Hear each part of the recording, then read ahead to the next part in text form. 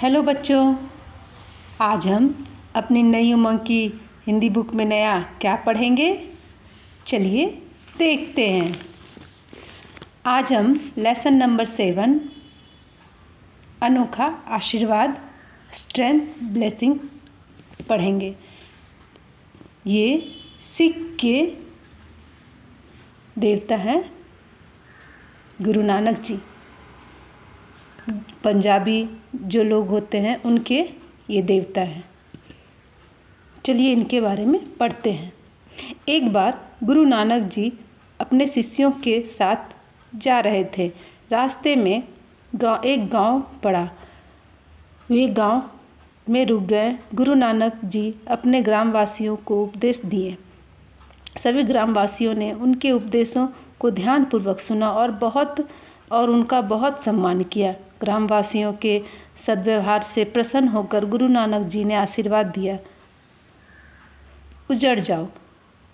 तत्पश्चात वे चले गए। अब वे दूसरे गांव में रुके।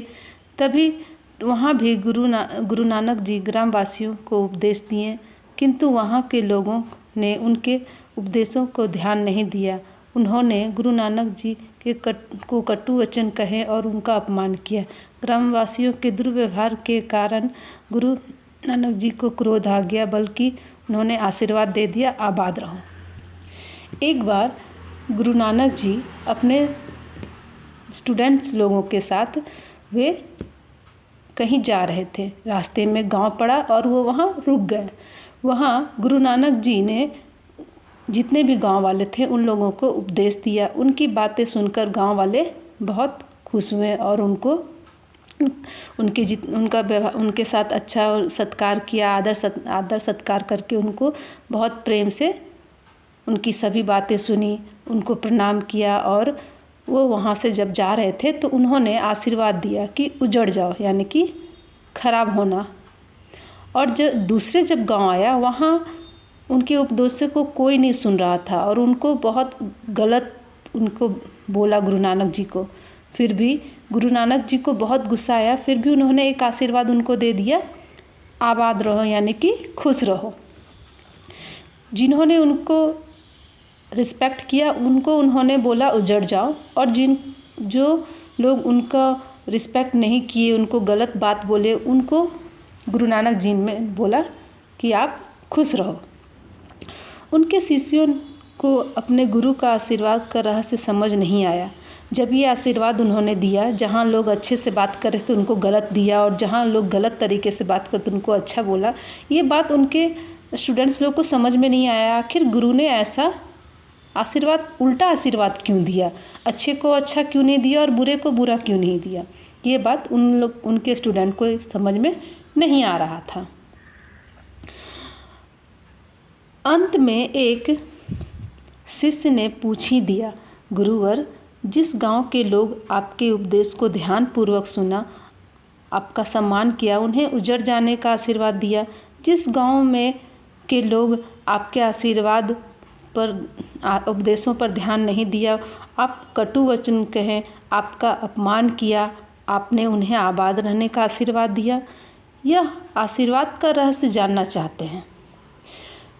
जब उनके स्टूडेंट लोग को ये उनका उल्टा आशीर्वाद देना समझ में नहीं आया कि अच्छे को बुरा दे दिया और बुरे को अच्छा आशीर्वाद दिया, जब ये बात उनको समझ में नहीं आया तो उनमें से एक स्टूडेंट ने पूछ ही दिया कि आखिर गुरुवर, ऐसा आपने क्यों किया कि जहाँ आपको लोगों ने इतना सम्मान दिया उनको आपने बोला उजड़ जाओ, और जहाँ लोग आपका सम्मान नहीं किए, आपको गलत बात बोले, आपने उनको अच्छा आशीर्वाद क्यों दिया? गुरु नानक बोले, शिष्यों, उस गांव के लोग को मैंने उजड़ जाने का आशीर्वाद इसलिए दिया क्योंकि वे लोग शालीन और समझदार थे। जहाँ जाएंगे वहाँ के लोगों को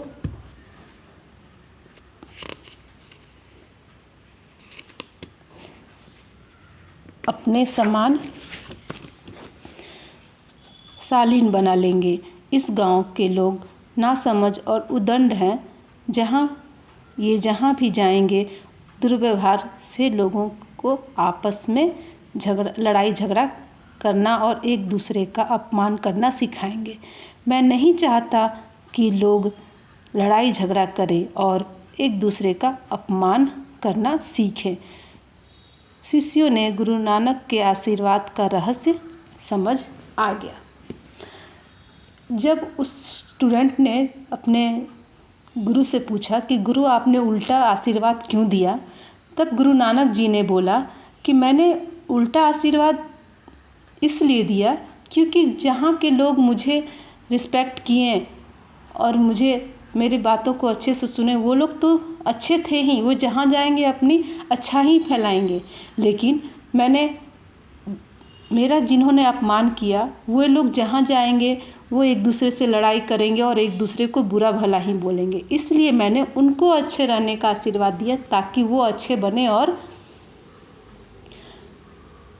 अपनी अच्छाई फैलाएं, ना कि अपनी बुराई एक दूसरे से लड़ाई करने की बात फैलाएं।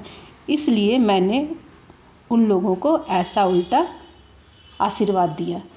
अपने गुरु के इस उल्टे आशीर्वाद का रहस्य अब उनके स्टूडेंट समझ गए थे कि अच्छा आदमी सभी जगह जहाँ भी जैसा भी रहे वो अपनी अच्छाई कभी नहीं भूलेगा। वो अपने अगल बगल सभी के साथ अच्छाई से बात करेगा, अच्छाई ही फैलाएगा। लेकिन जो बुरे लोग होंगे, अगर उनमें अच्छाई आ जाए तो वो बुराई भूलकर अपने अंदर अच्छाई को रखकर अच्छाई अगल बगल अपने अच्छाई ही फैलाएंगे। इसलिए हमें अपने अंदर कभी भी गलत व्यवहार को अंदर नहीं सीखना चाहिए। हमें जितना हो सके अच्छी चीज़ अपने अंदर रखनी चाहिए और लोगों से जितनी हो सके अच्छी चीज़ें सीखनी चाहिए।